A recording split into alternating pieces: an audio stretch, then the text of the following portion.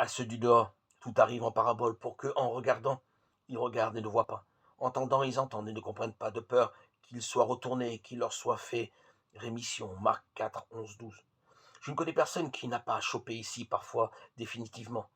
Qu'il soit nécessaire de passer par une situation de crise pour comprendre et voir clairement, passe encore. Mais comment comprendre cette volonté délibérée d'enfermer dans la peur au point d'empêcher même le retournement qui ferait justement voir et comprendre? L'évangile de Marc hérite probablement d'une tradition biblique qui se trouve dans le livre du prophète Isaïe. Dieu y exprime à l'égard de son peuple la même volonté délibérée que Jésus à l'égard de ceux à qui tout arrive en parabole. Il donne en effet à son prophète la consigne suivante. Va, tu diras à ce peuple. Écoutez bien, mais sans comprendre, regardez bien, mais sans reconnaître. Isaïe 6, 9. La parole du prophète doit même empêcher la conversion qui pourrait ouvrir les yeux et les oreilles.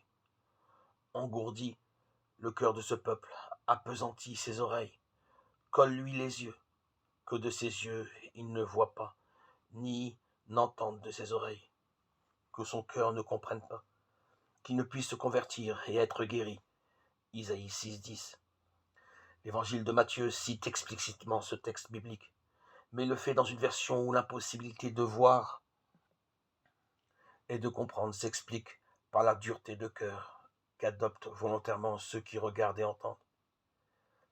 Elle s'accomplit pour eux, la prophétie d'Isaïe qui dit « Pour entendre, vous entendrez et ne comprendrez pas. Pour regarder, vous regarderez et ne verrez pas.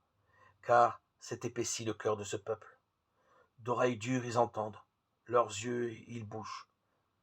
De peur que des yeux, ils voient, des oreilles, ils entendent, du cœur, ils comprennent. Qu'ils soient retournés et je les rétablirai. » Matthieu 13, 14, 15. Il y en a qui ne comprennent pas ce que Jésus enseigne.